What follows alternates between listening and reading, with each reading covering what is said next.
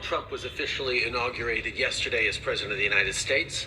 My cabinet and I have gathered here with a singular focus: upholding our long-standing friendship with the United States and protecting Canada against potential tariffs. As I've stated on numerous occasions, the Canada-US trade relationship is one of the most successful in the world. We heard the President's comments yesterday and the directive he has issued to examine the trade relationship between Canada and the United States while exploring the possibility of tariffs, but we remain confident in the facts. Canadian energy powers American manufacturing, businesses, and homes. Of America's top 5 trading partners, Canada is the only one with whom the United States runs a trade surplus in manufacturing. And Canada buys more goods made by Americans than China, Japan, and Germany. Canadian energy provide power to American homes manufacturing units. ये शब्द मेरे नहीं है, ये शब्द है Canada के prime minister Justin Trudeau के, जिन्होंने हाल ही में ट्विटर में अपना एक 30 सेकंड का वीडियो डाला है जिसमें वो थ्रेटन कर रहे हैं ट्रंप को कि यदि उन्होंने टैरिफ की बात की और यदि उन्होंने 25% एक्स्ट्रा टैरिफ कनाडा पर लगाए तो इसके रेपरकशंस होंगे। ये वीडियो बहुत वायरल है इंटरनेट पर और अभी ट्रंप ने ऐसा कोई टैरिफ की बात की भी नहीं है, लेकिन यहाँ पर ट्रूडो फ्रंट फुट पर खेलना चाहते हैं। इसके बाद से यूएस में काफ़ी हलचल है और बताया जा रहा है कि यूनाइटेड स्टेट्स के प्रेसिडेंट ट्रंप काफ़ी नाराज़ हैं कि ट्रूडो ने ऐसी बातें की। ट्रूडो की बातचीत से लग रहा था कि वो काफ़ी हार्श हैं और वो दिखाना चाहते हैं कि यूएस डिपेंडेंट है कनाडा पर for aluminium, for steel, for other resources, इसलिए कनाडा के ऊपर टैरिफ लगाने के बारे में किसी सोच भी नहीं सकता, यानी कि US manufacturing is quite much dependent on Canada, इसलिए यूएस ऐसा सोचे भी नहीं।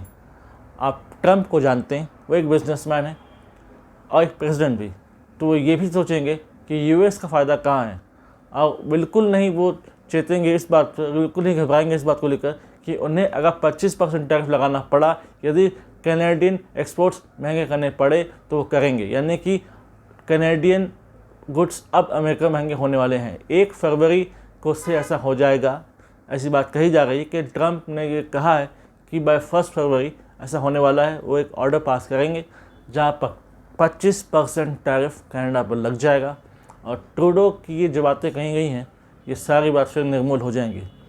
देखिए, जब से ट्रंप पावर में आ रहे हैं, आए भी नहीं थे, बल्कि जब से वो अपना इलेक्शन कैंपेन चला रहे थे तभी से एक हलचल मची हुई थी कनाडा में, और अब जब ट्रंप बन चुके हैं प्रेसिडेंट तब से काफ़ी कनाडा में एक नर्वसनेस है।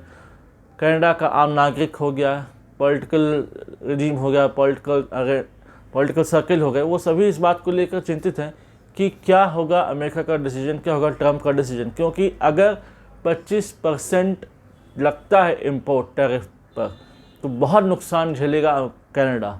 कैनेडियन डॉलर वैसे ही कमज़ोर है विसेस यूएस डॉलर, और कैनेडियन मैन्युफैक्चरिंग को, कैनेडियन एक्सपोर्ट्स को बहुत झटका लगेगा, बहुत तगड़ा नुकसान होगा कनाडा को।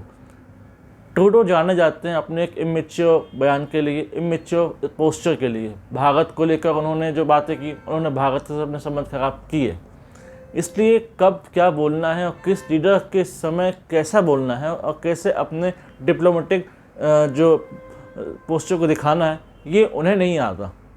वो एक इमेच्योर पॉलिटिशियन की तरह एक्ट करते हैं, यानी कि जिसे कोई एक्सपीरियंस नहीं है डिप्लोमेसी का, जिसे कोई एक्सपीरियंस नहीं कि how to make relations with a stronger partner.